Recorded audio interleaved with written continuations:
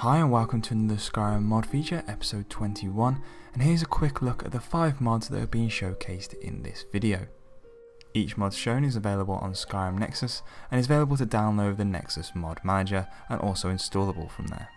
Links to all mods shown will be in the description below, as well as any links to any mods that I mentioned during the video. During this video I'll be using the Real Vision EMB alongside Realistic Lighting Overhaul and Climates of Tamriel.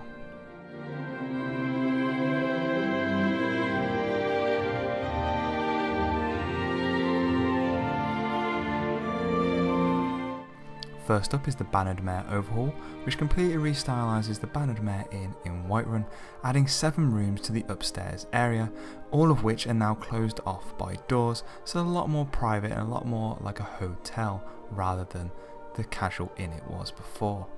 Other new features include a repositioned bar area, which also has a cooking area behind.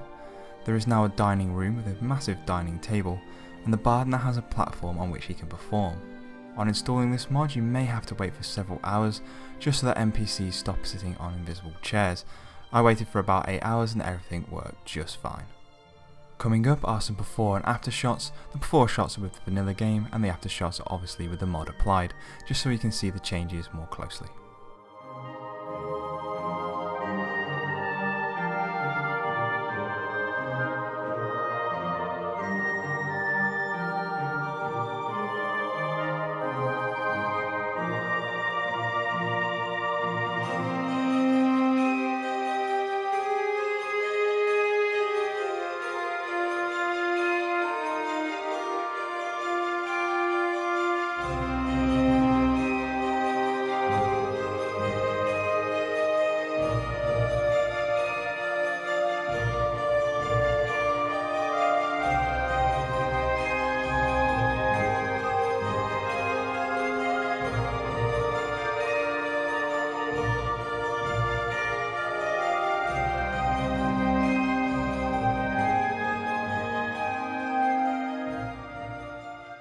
Next up is Jakobs mountain textures, some new 2K textures for the mountains in Skyrim.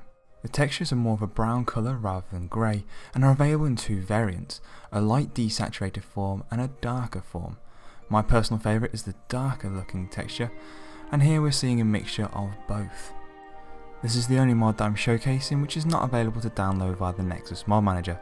However, you can download the RAR, add it to Nexus mod manager via the add button and then just install it from there. It doesn't require any other file sorting.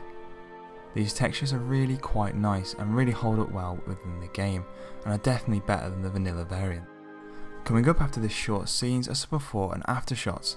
The before shots with AOF's detail mountains, which is the default setup that I use.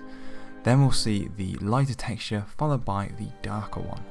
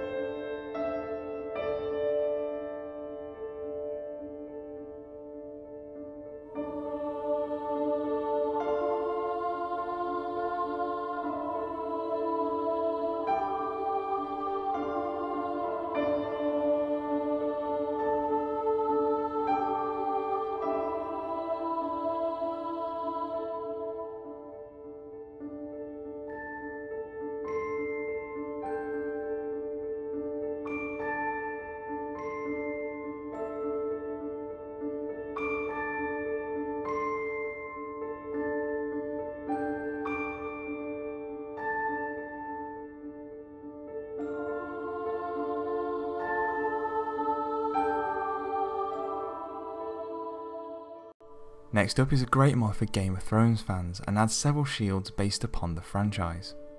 Currently represented are 5 houses from the series. They are House Stark, Targaryen and Lannister, Baratheon and Martell. With the Baratheon shields comes a light and heavy variant, and with the House of Martell comes a shield for Martell of Dawn and also a shield for the Red Viper of Dawn.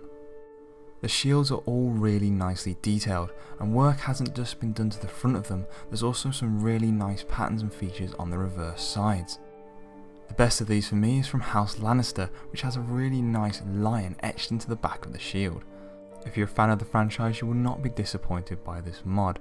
A lot of care and attention has been put into every single shield to make them unique to each house. Currently each shield has its own mod page, so you will have to download them individually. Eventually there may be a file with having them all included, but for now it's just an individual download, and you can activate them all via the Nexus mod manager. Another great shield is the Red Viper shield, which we're seeing right now, which has that awesome viper etched into the back of it. Each shield obviously requires different items to craft it, and they're not all craftable from the same items. Please do check the mod authors page for what you'll need to make each shield.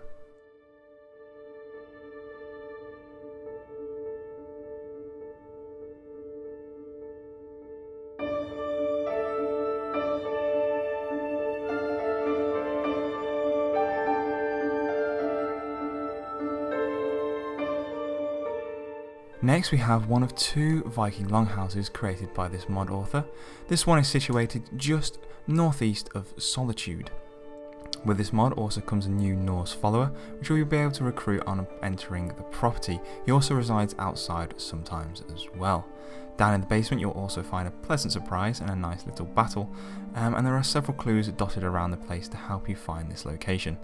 Inside and outside the property you'll find all of your crafting amenities such as a smelter, a grindstone and also your alchemy and enchanting tables. There's also a nice long fires which can be used as cooking facilities, and also lots of room for storage and plenty of beds for followers. This is a great mod if you're a big fan of using Skyrim to unleash your Viking nature, and I would definitely recommend it if you're a big fan of Norse culture. One of the recommended mods on the mod authors page for the Viking Longhouse is a Viking weapon mod, which will be showcased next in this video. If you like the look of this home, check it out on the mod authors page, and remember to endorse if you use.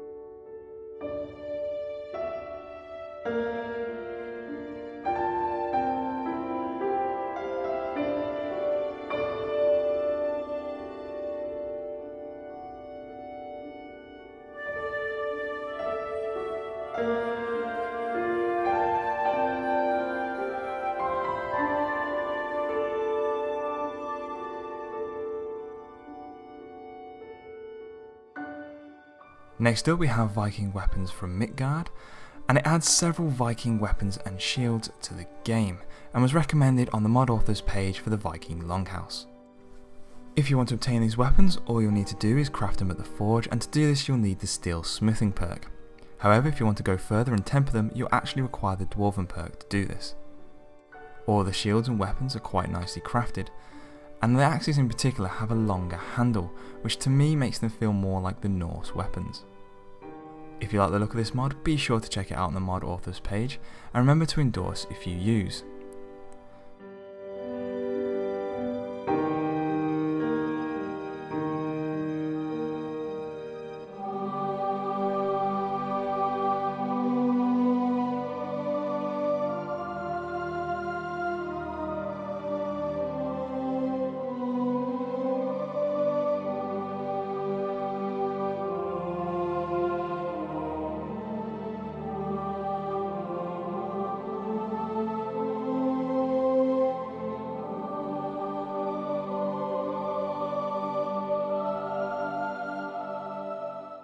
Coming up is just a quick 2-minute recap of the mods that I've shown in this video.